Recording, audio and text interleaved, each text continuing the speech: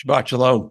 I'm Rabbi Robert Barr, and I'm pleased that you're joining me and one another for the streaming Shabbat service. This is an opportunity for us to pause, to catch our breath, to think about where we've been, and to think about where we are going, for the days flow into one another without interruption. Time races on. The Sabbath is our means to divert time, a stepping off point, pausing with friends and loved ones to observe, then rejoice in the wonder-filled coincidence of living. There can be a sense of pleasure in every given breath, blessed with taste to savor and warmth to give and to receive, bestowed with gifts of sight and sound. We are obliged to cherish and revel in each smile, in every musical note. The Sabbath also awakens us to the silence between notes. It speaks of contemplation, the quiet delight of literature, of unhurried walks, of rare conversations. The Sabbath can be our interlude, our ritual pause in this lively current, our signal to step more lightly, to appreciate more profoundly, to dive more deeply into the questions that life is asking. Again, I'm Rabbi Robert Barr of Congregation Beth Adam. That's our bricks and mortar congregation here in Loveland, Ohio, part of Greater Cincinnati, and our Jewish community, our online initiative. About 15 years we've been online. We recognized early that being online afforded us some amazing possibilities. It allowed us to remain connected to members who lived in Cincinnati but then moved out of town, students who grew up here and then went off on their life's adventures. It allowed us to connect with people who learned about Beth Adam either through perhaps a visit to Cincinnati or maybe they read about us. Of course, during the pandemic, it became even more important, and we continue using the internet. We can continue using this ability to connect with people around the world. But the internet and Zoom is a technology and streaming is a technology. It isn't the purpose. It isn't the focus of who we are or what we do. That's the message of this congregation. That's what's important about a bold, dynamic Judaism, a Judaism that recognizes we're not our ancestors. We don't need to keep mimicking or parroting what they said. We need to create a vibrant, dynamic Jewish voice that speaks to who we are, what we believe, what we value.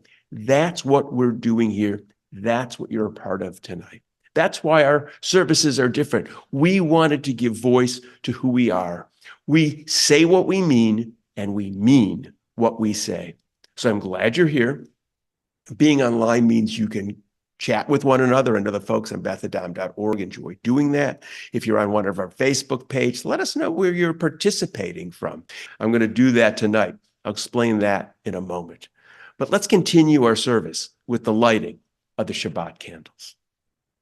The candles of Shabbat stand before us, waiting to meet the flame, longing to share their warmth, ready to shed their light. Like those who came before us, like all people, we find comfort and fear in flame, endless swirl of fascination, mystery and awe. Like those who came before us, like all people, we are graced with the desire and the will to understand. So we continue our ancestors' search for answers, pushing away the darkness of ignorance. The flames they saw as magic and beyond comprehension became flames of knowledge and hope. But still we look with wonder, inspired by their beauty and power. We embrace the flames of Shabbat. We embrace the light, our vessel of mystery and understanding. As we light our Shabbat candles, we celebrate our journey, our quest, and our moments of peace. May the light of our people shine. May the light of the Shabbat cast its warmth in our homes. May these candles burn with respect for all who push beyond the bonds of ignorance, for all who seek justice, for all who build community. May these candles burn with memory of all who came before us. May we draw on the many ways our people have given voice to their ideas and values, and may we add our own insight to their glow. Baruch ha'or ba'olam, blessed is the light within the world. Baruch ha'or ba'adam, blessed is the light within each person. Baruch ha'or ba'Shabbat, blessed is the light of the Sabbath. One of my great pleasures in the course of my rabbinate was to meet and become friends with Reverend Sharon Dittmar. Those of you who've joined us before perhaps have heard her on one of our streaming services. She's been a frequent participant in services over the years. You know that she and I also have led a trip to Israel together. We've taught together, and we are good friends. And as my rabbinate is winding down here at Congregation Beth Adam, she wanted to flip the script, so to speak, and she asked if she could interview me. This is an interview that that we recorded a few weeks ago. She was asking me questions, and I hope you learned something about me that perhaps you didn't know. This is going to be a blast. I'm with Reverend Sharon Dittmar, colleague and friend, and as my rabbinate and tenure at Beth Adam is slowly coming to a transition, I'm just not going to be a close. I'm going to still be around next year. We decided to invert the process where I usually interview you. You said, I want to interview you today. So that's what we're going to do. So I'm ready. Okay. Okay. Oh, here's my first two questions, but don't take too long with these two because the others are even better. Okay. Okay. One, when did you know you were an atheist? So I've never said that. Oh, okay. Tell me more. So see, this is going to be a lot longer conversation. I have never talked about my beliefs specifically in my entire rabbinate. I never wanted anyone at Beth Adam to think that my belief structure was required to be a member of Beth Adam. We talk about Beth Adam having a sort of a wide theological perspective, and mine fits within that. So I've never identified myself as a believer or a non-believer, a theist or an atheist or an now that you're like almost retired, would you tell us or no? No, because it still doesn't matter. And the problem is, and this actually, bizarrely, this is a question that I got. We were doing some stuff at a Sunday morning, and somebody asked me the very same question. Okay. A little language, they framed it a little different. They were, come on, tell us what you believe. The problem is, I can tell you, I've been around theology so long and talked about it. Some of these phrases no longer have meaning to me. Okay. So I can tell you, I believe that we live in a natural universe that defined by laws of nature, that ethics and morality come from people, that there are the laws of nature are immutable. There's no such thing as a miracle, something that's supernatural. Now, sort of like Spinoza or Einstein.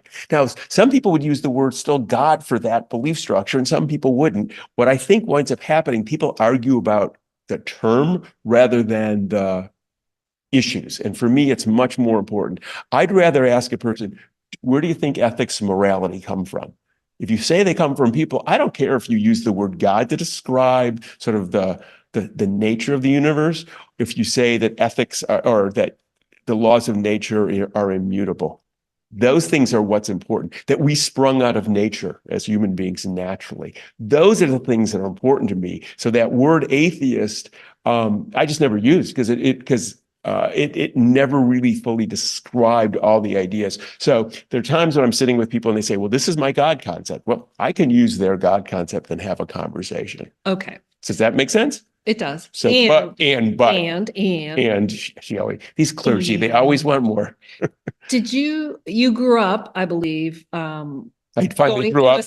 It took me a very long time. I'm sorry. You grew up in a synagogue. Yep.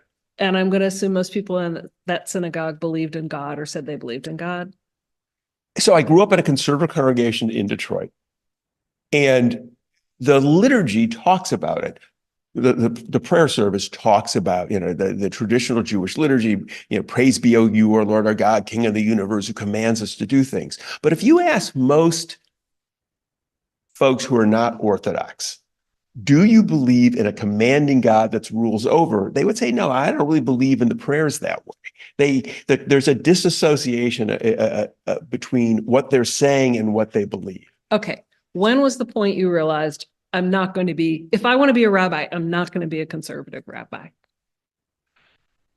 That's an interesting, so I thought I was going to be a conservative rabbi. The things I'm learning. So I was I was in the 12th grade, and Aha! I decided I was going to be a rabbi. And I went to my rabbi who was conservative. I said, I'm going to be a rabbi. And I said, I want to go to conservative. I'll go to JTS, Jewish Theological Seminary, which is where conservative rabbis train. And he said, that's not a good idea. And I said, why not? He said, because you don't believe anything I taught you. I assumed, because I was in that world, that I must reflect what that value set was. And he said, you don't. And it's possible, and I would love to talk to the rabbi again. So there was a famous rabbi, probably one of the most influential, if not the single most influential rabbi of the last century, Mordechai Kaplan. Mordechai Kaplan founded and articulated Reconstructionist Judaism.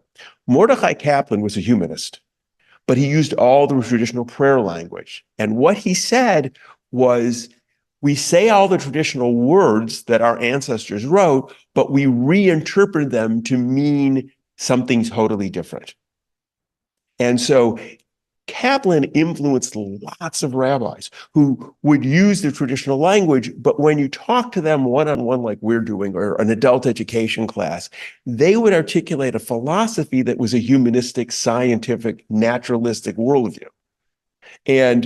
But they would use the language, and that was always the tension. For me, what influenced me as I kept on sort of exploring, and I began to realize, well, I do believe in a scientific world. I do believe in evolution. I do think ethics and morality come from human beings. What really started pushing me, and it was probably an issue I was really dealing with earlier, was I couldn't figure out why I was saying words I didn't believe.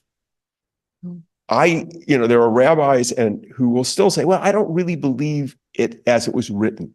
I think it's poetry, or I think it's what our ancestors said. And I was really being pushed. Sherwin Wine, who articulated humanistic Judaism, said, why don't we say what we believe rather than using words that we don't believe, and then reinterpreting them? And actually, he and Kaplan were sort of argumentative intellectually. There were different liberal schools of thought that were going on. And one of them dealt with the whole idea of, there's the belief, what do you believe? And then there's the other one is, how do you talk about it religiously? Okay. So you're in 12th grade, you're a senior in high school. I was a pain. You're a pain. I had long hair, not quite as long hair. Not as quite as long as You yours. decide you're going to be a rabbi. When you were in 12th grade, what did being a rabbi mean to you? What did you think you would be doing? What drew you to it? Ideas. I like the intellectual piece of the rabbinate or the clergy. I like talking about ideas. I like talking about why. I like talking about sort of the structure of things and how the arc of history is shaped. I like exploring the reasons why people make the decisions they make. And for me, the question becomes, what's the foundation upon which we stand? If you stand and that to me was intriguing. And I like the idea of the intellectual rigor and the intellectual debate. That to me is with rabbit. Ritualistically, well, you've been around me. You know I'm not particularly ritualistic. I mean, I do rituals. I mean, I think there's some value in them, but I'm not overly ritualistic. I'm not tied to that. If I miss a Shabbat service, I don't cringe, I don't cry. If I miss a Passover Seder, it's like, okay, there'll be another one, or I've done enough that I'm covered. To me, what drew me to the rabbinate was that, and the other piece of the rabbinate that I sort of developed probably a little later, is I like working with people. And I thought about being a psychologist or a psychiatrist or a therapist or an analyst, in a helping profession. But I didn't want to only work with people when they were in a bad place. I really liked working with people. And I think that's I don't know about you, but I think one of the things about being clergy is we work with people at all kinds of times, happy and sad times. Sometimes we're bouncing. We were talking about this just before. We bounce between emotions on a lot of bases. And I also like the longitudinal, and maybe I've come to experience this and like it more as I've gotten older. I like the longitudinal experience. So I've been going through my files, and somebody who serves on the board of the congregation, whose kids are in the religious school, I recall her bat mitzvah. And I remember teaching her, and I found a letter she wrote me when she was 15, right? So she's a mature woman now, and I'm reading something that she wrote me years ago. So I've watched people grow and mature. I've had kids in the congregation who are now adults say to me, I finally get what you were teaching. Mm. And so I like that experience. So I was drawn to the intellectual rigor. I was drawn to the debate, the philosophy, and the reason I liked religion, and I realized why I didn't like practical academic philosophy. I found academic philosophy incredibly academic. It was really sideload. It was really ivory tower. It didn't matter. To me, I like philosophy that matters. Why did you make that decision? How does it influence the world we're living in? How does it change the environment? Because I think religion with a small r and politics with a small p are very much the same and intertwined. So that's you're the founding rabbi of Yep. Congregation Beth Adam. I am. When you founded it, what were your hopes? And it's interesting. So I'm writing about that. And it's And what year did you found it? 1980. So I mean, partially I was probably a little. Wait a minute. You were like 26? No, I was in 26 yet. I was 25. I was 25. Wow. Okay. I maybe a little arrogant. I mean, I will. Okay. Some people. I mean, I didn't say that about myself, but maybe somebody else did once or twice. And maybe they were onto something. Maybe. I think too. What happened was, I came to HUC. I had studied with a conservative rabbi. I studied with Rabbi Wein, who started Humanistic Judaism. I worked with the Society for Humanistic Judaism. And I came to realize as I was going through this, because when I went to HUC, I really was committed to exploring liberal theology through the lens of Reform Judaism. I realized as I was going through it, I couldn't say those words. I couldn't lead a traditional service. In fact, I've never led a traditional service in my entire career. The only traditional service I ever led was my bar mitzvah when I was 13, and only a piece of that, because I really couldn't say those words. When I said them, I just simply didn't understand why I was saying those things. So when Beth Adam began, in some ways, it was really bad. The congregation, we met I met some people here. We did some stuff. I had no big aspirations for Beth Adam. I never really thought I was going to be in Cincinnati the rest of my life. I assumed I was working with the congregation in Toronto. I worked with the congregation in Boston. I worked with the congregation in Washington, D.C. Sherwin Wine's congregation was in Detroit. Rabbi Friedman's congregation was Chicago. I assumed maybe one of them was going to hire me. I didn't know. I wasn't the business side of being a clergy. I wasn't really thinking through. And when I got ordained, the folks here, we had a small group, and they said, "We'll hire you." And they had a part-time salary, but none of the other people could even match that. So I wound up staying here, and my wife had a job.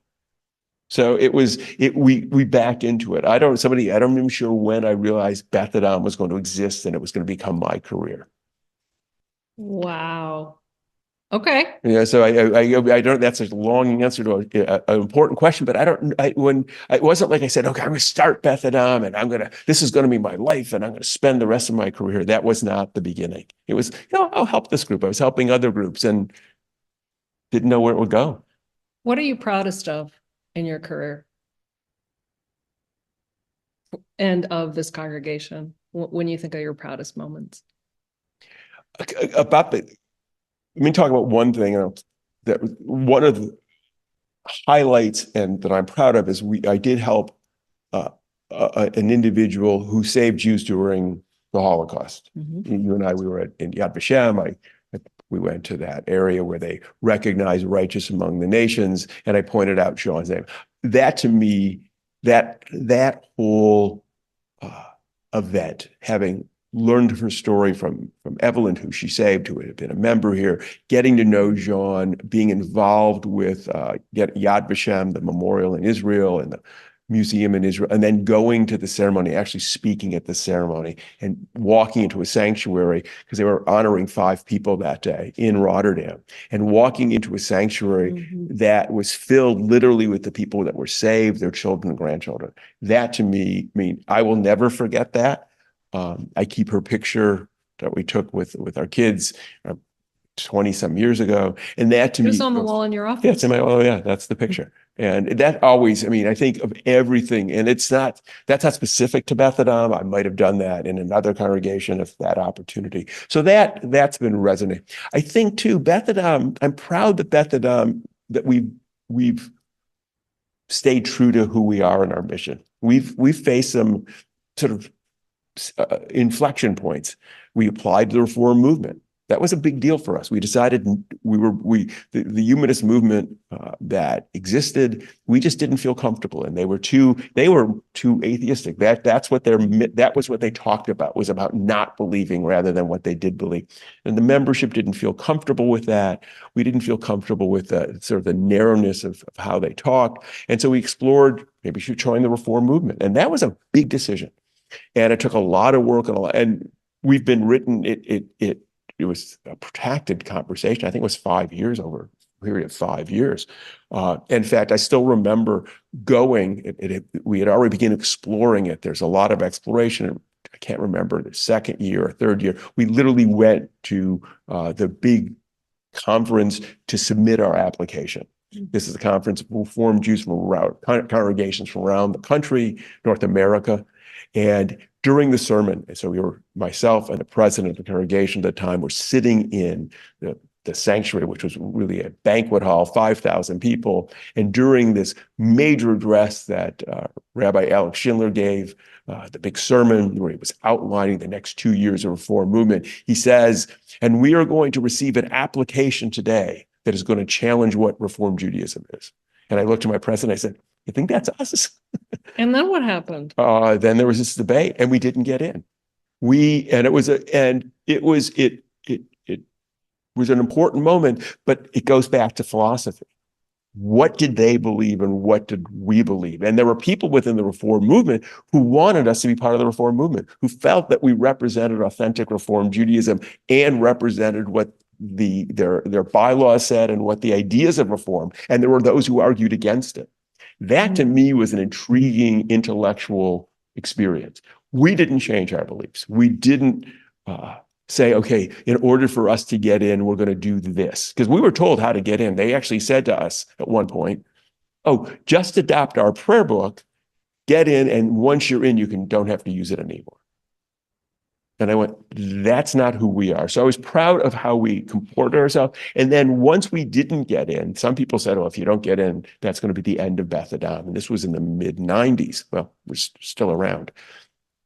We discussed what were the things we were hoping to gain by joining the reform movement. We were concerned about who was going to succeed me when I retired. Mm-hmm. So we started the internship program. We thought that became really important. We started doing other kinds of work to meet the needs that we thought the reform movement was going to help us with. So I'm proud of that. And I'm proud of the building we're sitting in. I mean, it's a beautiful building. We built the building and we did something that people said couldn't be done. We really approached building the building differently than other Jewish congregations have done this. We said to our members, we are not going to even draw blueprints until we have 66% of what we estimate the cost of building the building being. We're not going to build a building that's going to cause such a strain economically that people are going to feel burdened by belonging. So we made an intellectual decision when we found the piece of land we're sitting on, talked to an architect, said, okay, give us we had a congregational meeting and people had made 5-year pledges. And we said, we're not going to make it. And people said, well, what if we made a 6-year pledge? And that got us over the top. So when we broke ground, we had 90%, 50% in cash. The building was paid off in less than 8 years. It's a real commitment amongst the members. Right, real commitment. And everyone agreed nothing was going to be named for anybody. Because? Because we wanted everyone to feel it was their community. So we changed the model, certainly where lots of institutions have lots of plaques everywhere, ours are consolidated. Everyone who gave, no matter if they gave $10 or $10,000 or $100,000, they're all listed alphabetically. The first list you see is an alphabetical list. There's a secondary list that lists people associated with areas, but it was never naming it. I have 2 more questions for you. Okay. One is, what have been your biggest challenges that you can discuss? He didn't want to see the questions in advance. Yeah, I did offer. yeah, you did offer. That's a hard question. Challenges. I think the early years were tough. Mm. I mean, economics were tough. We're professional clergy. And I think that's a sort of a strange notion. We're religious people. We're involved in this endeavor, but it's not just sort of for fun. This is how I make my living. Yeah, you need right? health insurance. You need, right? Health insurance, Pension. and pension. Yeah, this was serious, and it was a burden. I think it was a burden on our family at the beginning. Fortunately, and we talk about it, but I don't think people. My wife worked. That was incredibly important, and she had health insurance, and that was incredibly important. But if you look at the early parts of the congregation, we talked a lot about money, and I try to sort of balance, how do we talk about money while simultaneously creating an institution? I didn't want everything to be about the business of Beth Adam. And I think that was a challenge because it was taxing, because was it going to succeed? Was it going to be economically viable? And if it wasn't going to be economically viable, what was I going to do? I really had a very narrow few opportunities. So that too was a challenge. So I think that was, the economics of it was challenged. And then getting people to know who we were. Cincinnati, one of the nice things about Cincinnati, it's a manageable city. So really working within the city, getting people to understand, people said lots of, people would say all kinds of things about us. It was easy to say negative things, and trying to sort of change that. So those were some of the challenges. And you didn't name this, I'll name it for you.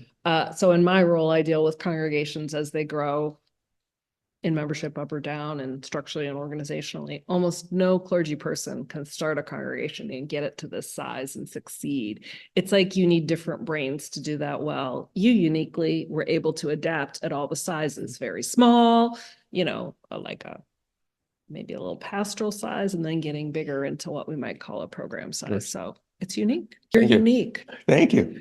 As your group rabbi pointed out, you're a unique. And then my last question is, what innovations or trends do you feel like are important for progressive Jewish congregations today, whether it's in how they gather, educate, worship, celebrate? What innovations or trends do you see as kind of the future? Well, I think gathering is going to be, you see it too. I think we live in a world that's totally different. When I started, I used a typewriter, right? And, technology has transformed the congregation. The pandemic, COVID, then embedded that change. We were beginning to make the change, and it really embedded the change. And so that we're doing a streaming service, or that we do hybrid services or hybrid adult education, I think how we gather is going to have to be rethought, because we have members who don't live in Cincinnati, but we want them to be full participants. And I think exploring that and how to use the technology better and understand what we can do with it and what we can't do with it, and how to balance the two. I think that's going to be is a challenge, and it will continue to be a challenge. And my hope is that technology will get better, so it'll make it easier for clergy after me to do this, that it'll be more seamless and less. For me, I think getting people to realize that the ideas we talk about aren't just about ideas in this building or in our religious space. They affect how we interact with the world around us. That our philosophy isn't just about what does it mean to be Jewish. It means, what does it mean to be a human being? What does it mean to be a participant in a democracy? What does it mean to live in a modern world that has significant challenges? I want people to connect those dots. I don't want to just teach about the history of Judaism. That to me is not interesting. I want people to connect with what we're doing here impacts what we say outside. If we can't talk about what we're saying here, then it's not worthwhile. And I think we're going to continue to do that. And it gets harder in a hyperpolarized world, that these kinds of ideas of a progressive, and I'm using progressive religiously, not politically right now, right? We got to keep on defining our terms all the time. I want people to be able to carry our ideas out from us. So I think that's going to be part of it. And teaching kids too what they need to understand. How do we really prepare kids? We want to give them a Jewish identity, but give them a philosophic structure in which they're going to be able to function in a complex. The kids we're raising here, the kids in the congregation, if we have a kid in the congregation right now, it's likely there are kids here who will live to the 22nd century, right? It's 20, You're right. right? I mean, Yes. So what are we going to give them? What are we going to give them that's going to help them deal with radical climate change that literally is reshaping the world we live in? What are we going to give them that's going to help them deal with the tension between autocracies and democracy, which we're seeing all over the world, and the Jewish community, and oftentimes has been a canary in the coal mine, if you will. I mean, anti-Semitism is a real challenge, and it's raising its head. How are we going to say to kids, being Jewish is a positive thing, except in a world, when you're seeing all these negatives? How do we talk about that identity? So I think those are some of the things that at least I see in the future. Well, thank you for being with me as I interviewed Rabbi Barr. I want to close out like he normally does. What else do you say? Thanks for joining us. Thanks for joining us. You did great. Thank you for doing this. I really appreciate it. I really appreciated sharing this time with you. And I keep on calling you Rabbi. Reverend Dittmar, we're good friends, and it's so sweet that you did this. Thanks so much. You're welcome. I really enjoyed that conversation with Reverend Dittmar. I hope you learned some things about me like she did that you didn't know. She's a great friend. She's a great teacher. She has added so much to our community, to our congregation. I'm proud to call her a colleague and a friend. Now we continue our service with the sharing of wine. Life is a wondrous gift. The mind observes with awe, and appreciation flows from the heart. Life's joyful bounties are unveiled. Such treasures abound in ordinary moments. A familiar face, the simplicity of a smile, tender kisses, the warmth and security of a hug, enchanting melodies, the grace of dance, the coolness of sculpted marble, a remarkable story. The complexity of atomic structure, thunder's reverberation, the shimmering of a rainbow, intoxicating rose petals. These moments become opportunities to affirm that which is good. As we lift this cup of wine, a tribute to life's enchantments, may we find joy and contentment in our human endeavors. Bruchim chachayim ba'olam, blessed is the light within the world. Bruchim chachayim ba'adam, blessed is the light within each person. And we say, l'chayav, to life. So summer is upon us, and the best way to know what is happening here at the congregation is to go to bethadam.org. There you'll learn about streaming services and hybrid services. We will have one more hybrid service at the end of June. I hope you can join us for that. If you want to join us, you will need a Zoom link. Again, go to bethadam.org. You'll learn about upcoming services, that June hybrid service, and then you'll learn that through the month of July, our services will be all streaming. We take a hiatus in July, and August is rapidly approaching, and as many of you know, as hopefully you know by now, August is an exciting month for us here at Congregation Beth Adam. We will be welcoming Rabbi Lauren Werber. She will bring her energy, her insights, her erudition to our community, and I'm so excited to be working with her and having her here as the rabbi at Congregation Beth Adam. So we close with the words that we end with each week. May we know blessings those who are near. May we know blessings those who are far. May the Sabbath bring its goodness to everyone soon, wherever they are. May we know blessings through the day, and may we know blessings through the night. May health be for our children and for all people, and all things soon be right. May we know blessings in our comings, and may we know blessings when we depart. May we live each day with peace and wisdom in each heart. Ken Yehi, let it be. Shabbat Shalom.